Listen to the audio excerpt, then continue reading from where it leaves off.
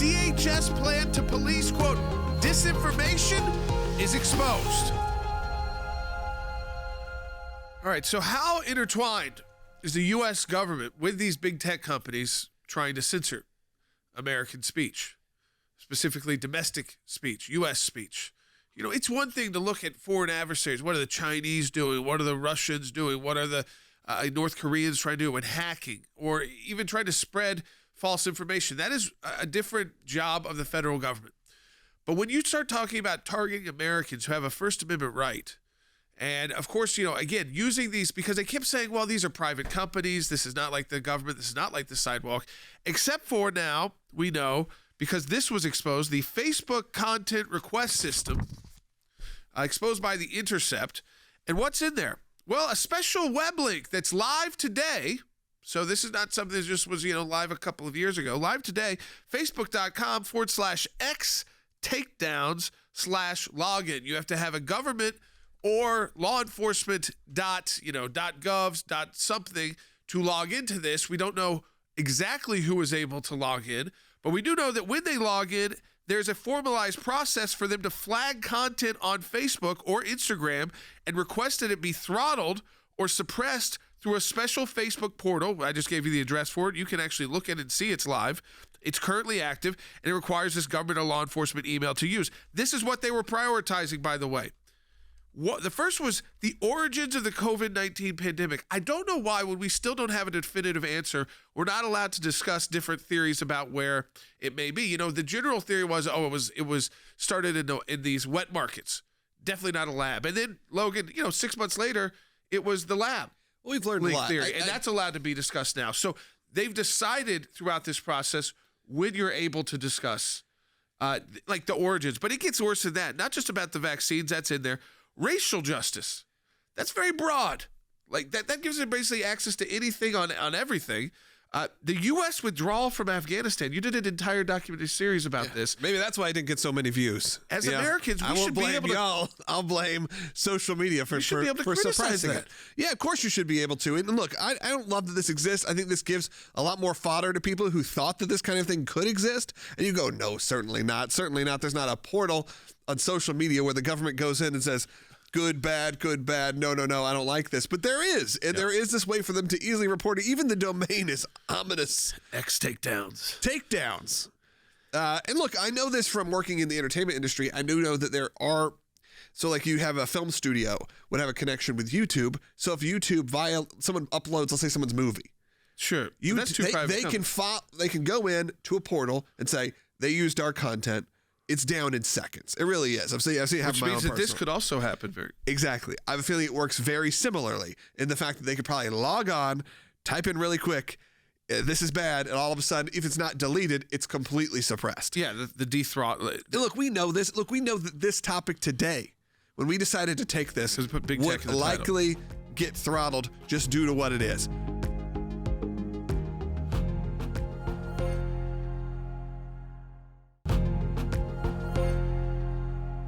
All right, welcome back to Sekulow. This new report, again, folks, as we told you before, and we'll actually play sound later in the broadcast, when Nina Jankowicz was fired or terminated by DHS because of all the negative attention around the Disinformation Governance Board, we said, be careful that you think that that's a full victory. Let's make sure that they're actually not doing this and just doing it under a different name, a different title. And now we have this new document from The Intercept. We are joined right now by former Secretary of State and NCA Director Mike Pompeo.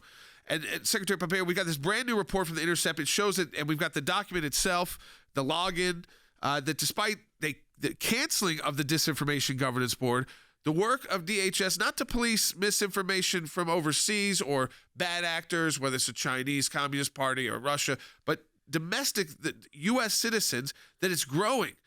What is the Biden administration trying to do here behind the scenes to the American people? Well, I think it's twofold. First, your point about behind the visibility for the American people is exactly right. They made, then they created the Disinformation Board. It got blown up. Civil libertarians, conservatives, people from a broad spectrum said this is a terrible idea. They backed off of it publicly, but apparently have kept doing this. And Jay said earlier, I think that's not a surprise. They have tried to take down, to censor, to move out of the marketplace of ideas, conservative thought for a long time. They've used, you all know this. They've tried to use the IRS. They've used the FBI. Now they're using DHS to police information to stifle debate so they can project their own progressive view of the world. This is deeply dangerous. The fact that they're now doing this behind the scenes when they claim they aren't doing it anymore is even more troubling. Yeah, I mean, the access point is live through Facebook, and we actually have the portal's live. The government has direct access to it. We don't even know the extent of how many government actors. We know you have to have some kind of government email address to log in, but it just seems very dangerous because there's so much pressure then on these companies who get immunity from lawsuits under federal, the Communications Decency Act in Section 230 there, that if someone from the FBI goes in and says, okay, hey, don't let this talk on one of the issues with the withdrawal Afghanistan, well, we need to dethrottle that content or criticism. I mean, this is the United States of America. You can oppose a war, you can support a war, you can support a withdrawal, you can oppose a withdrawal, you can criticize it. It's just some of these topics that they listed as concerns, it just seems such a dangerous attack on our freedom of speech. No, it truly is. And our founders could probably not have imagined Facebook or Twitter, but they knew the danger of government throttling information, taking information down, protecting voices from being heard. They understood it. There is this long thread over 240 plus years now, and the Biden administration has uniquely tried to undermine the capacity for all of the voices to be heard. They want to push it aside. They want to use government power combined with the incredible capabilities of these businesses. To your point about the portal, that is real-time capacity to shut down information without any oversight any place inside of the system. This is deeply dangerous. It's something that the Biden administration should not be permitted to do. I'm confident there'll be lawsuits filed as a result of this, but more importantly, I hope when we get a Congress here in January that has the capacity to conduct oversight, that they will look into what they were doing when they got rid of the Disinformation Governance Board. But disinformation governance was something they were continuing to do every day. Yeah, and there was a shift. Obviously, when President Biden came into office, and this report outlines that shift, and the Inspector General's report outlines that shift, that initially this was directed, I'm sure, under the Trump administration that you served in. Any kind of initiatives like this would have been directed at foreign adversaries, trying to, again, meddle, if they're trying to meddle in our elections or cause any kind of issues in the United States. And it's, I think, still there. You have to do it with a lot of, again, protection because of the laws we have in place. But then they had this complete shift to focus on the domestic audience almost completely. And they took people off of terror teams. And this is the IG report, off the teams that are focusing on Al-Qaeda and other Islamic terror groups, and put them on these domestic teams to shift there. To me, we're literally the week from Election Day. And the idea that all of these topics could be used to dethrottle a message of someone who's a political opponent of Joe Biden or the Democrat Party. Yeah. Well, we've seen that they have done it. Your point about the appropriate role. So I was the CIA director, along with other external agencies. We tried to get it right to try and keep bad actors from putting misinformation to our system. By the way, frankly, less about politics, but more about disinformation to take down terror plots and the like to keep people safe. But to do this on a domestic political debate, to do this on the issues that are most important to the American people, and to stifle, throttle back, discard the views of U.S. citizens, whatever they may be, those that agree with you or me or disagree with you and me, is so inappropriate, so unlawful, so indecent that it does begin to undermine the republic. And so your point is very well taken. They've now turned their attention to this idea of domestic terrorism when, A, the threat from abroad remains, and B, to do this to American citizens, to stifle debate inside of our country, is deeply un-American. And we know it's active as enough because of the report, because it lists also U.S. involvement in Ukraine. I can't count the number of times Secretary Pompeo, we've discussed that on this broadcast, and it's on Facebook, it's on all these platforms, and we're just having honest, open discussions because American people, it's a shifting battlefield, changing battlefield. It's been a lot longer conflict than people thought it might be, and it impacts us at home. It impacts our European allies, and the idea that the discussions around that, if you're not right in line with wherever the Biden administration is that day, which, by the way, as you know, Secretary, they're shifting on it too all the time. So if you're not on the party line message, suddenly you can't get your message out on these platforms, regardless of the money you're putting behind it. Think about this. We've seen now they want to not talk about the withdrawal from Afghanistan, this terrible debacle that had 13 Americans killed. Not permitted to speak about this. Ukraine, support for it, against it, lots of different views. By the way, across the political spectrum, there's those who are for and against it on the left and on the right.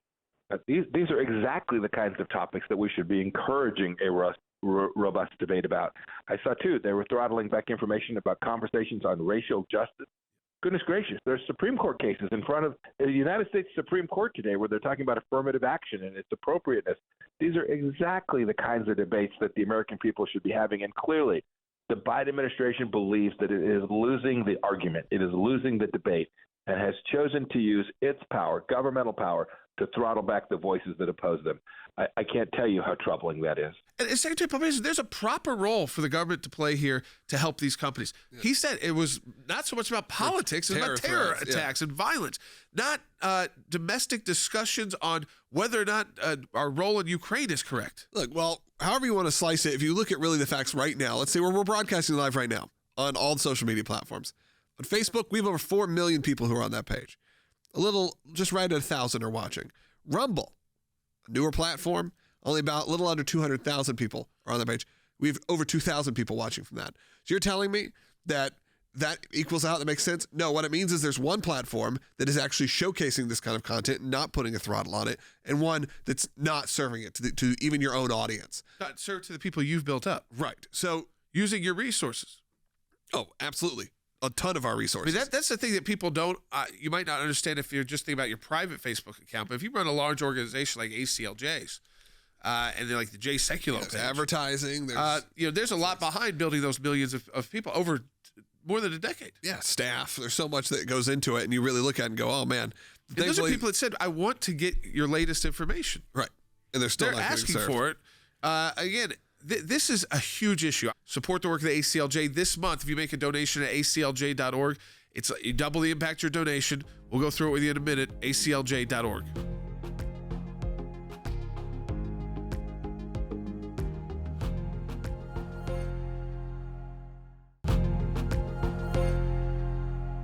All right, welcome back to Sekulow. And I think, again, what Secretary Pompeo said is so important to reiterate.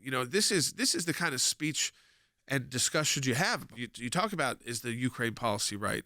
The racial issues, like Secretary Pompeo said, that's not so controversial when you have an affirmative action case at the U.S. Supreme Court, where there's strong opinions on both sides, and you should be able to express those strong opinions in the United States of America on either side of that issue. So it's not always like, when they use those terms like racial justice or racial issues, they're not always like the extremes of that. I think people think of like, they go right away to like white supremacy or even like the violence that we saw around some of the protests and the Black Lives Matter protests. Just be discussion. It's just a place to put an opinion if you so choose.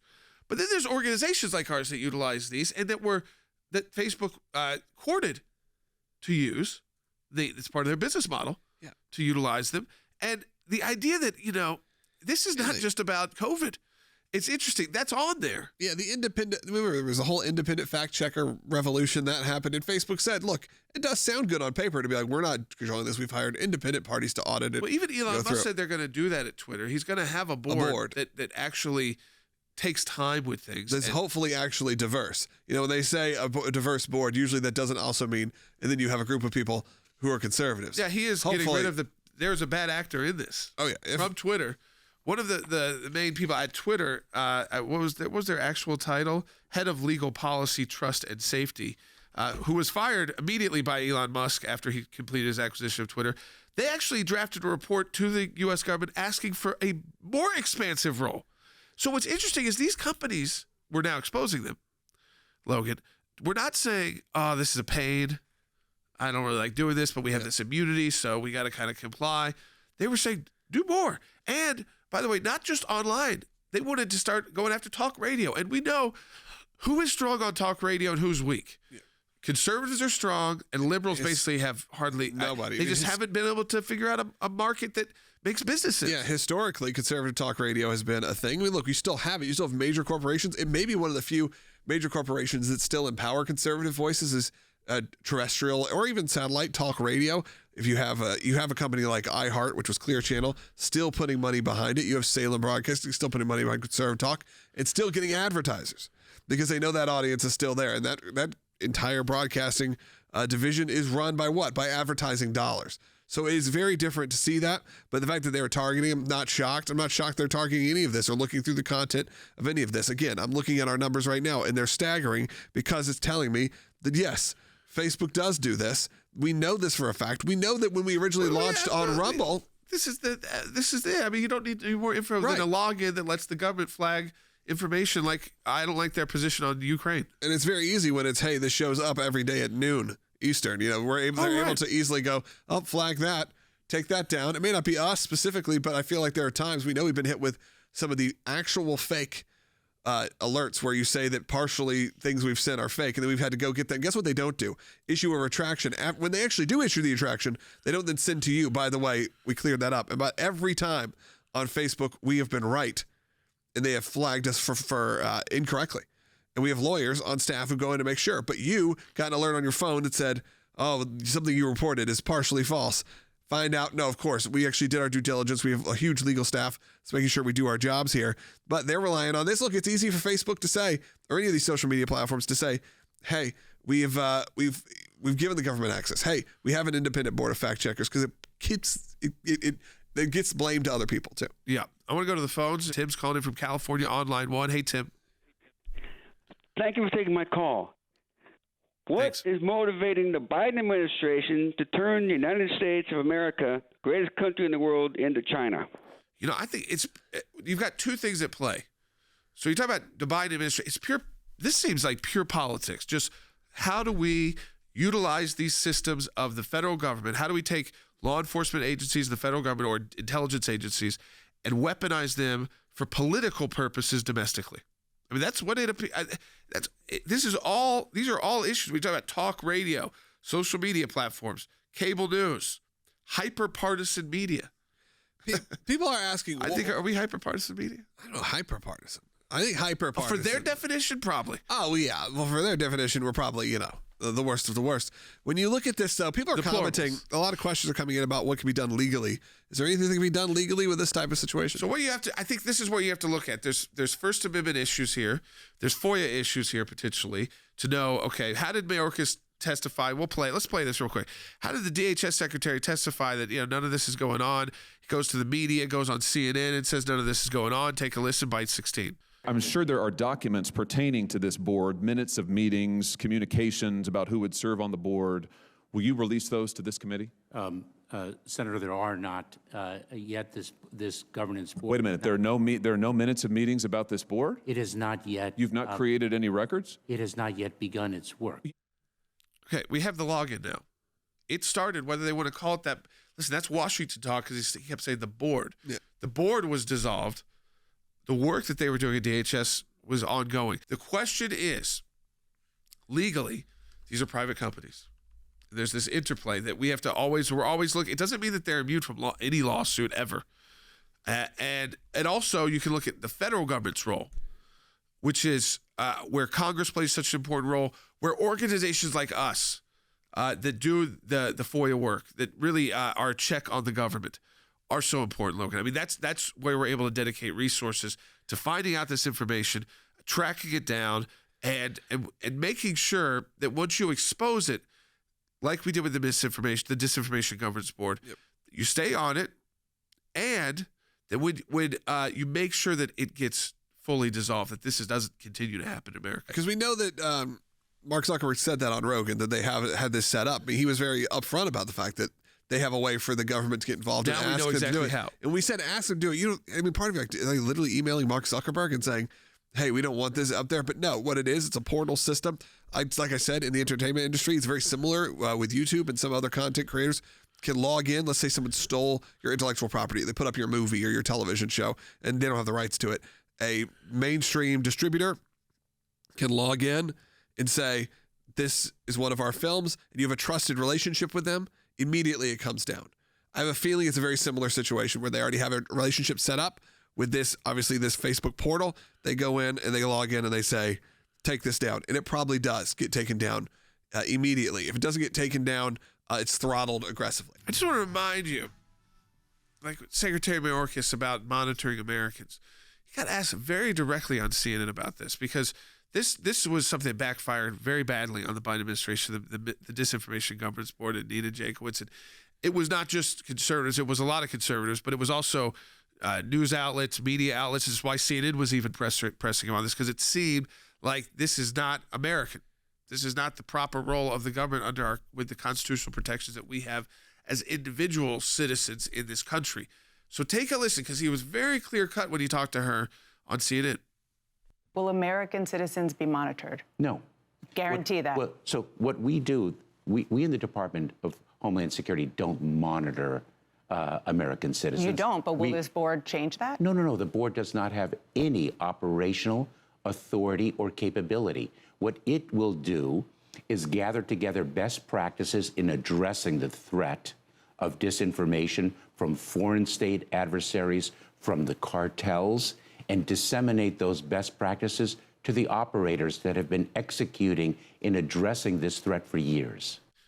Okay, so now we know how he makes that statement. Because what they do is they tell Facebook, this is the issue. Then Facebook is the operator that he's talking about. They're the ones who dethrottle, technically, because DHS can't go in and control Facebook's algorithm or right, and decide this. So he's able to make that statement. They're able to put a report out. Technically. In technical. But what we're seeing now is how real time this is going on. This is not like they go to Facebook quarterly and say, look at this, or there's a national emergency situation. Like you talked about, cartels, fine. Illegal activity, again, they're doing this already. This is very directed, like the laptop, like the COVID origin. COVID origin should be able to be debated. It also depends on what he means by monitoring U.S. citizens. If the answer is no, then that means U.S. citizens. That doesn't mean, well, you're a talk show host, so therefore you get monitored, but they don't. But I do feel like that still is individuals. A lot of this stuff is created by individual accounts, not always created by I think what he's saying there is DHS tells them what to do. They do it. So they're not technically the ones monitoring the individuals. It is Facebook using their back-end abilities to suppress information. Yeah. Like you said, you can post it, but no one will see it. Yeah, exactly. If it doesn't get served, it doesn't matter. It's just getting it turned, as I said, turned down. There is a line. And we're just kind of, the legal system is very slow on tech. It is just getting up to speed. So I think, our first route is we do the exposure. So we know what's going on. Try to put that public pressure on these companies not to do that. Say, this is bad for your business to be doing this with the federal government. And then second, you look at these exemptions they have, like the Section 230 exemption of the Communications Decency Act, and you say, you know what, you could wield that as a sword or a shield, expose them, make them come testify. They do have to do that. And honestly, I think there's this fine line. It is hard to say that it's like they're not at all government actors, because they work so well, as we know. Yeah, they work so closely. They got logins just for the government. We had our team member try to log in just to see what happened. Yeah. And she got like it says email address provided is not onboarded partner email address. Please try again with a valid email address. Very corporate term, onboarded. Onboarded. But so it says is that there's a database also of email addresses that are allowed and not allowed. So as expected, I guess. But the question is, legally, these are private companies. There's this interplay that we're always looking. It doesn't mean that they're immune from any lawsuit ever.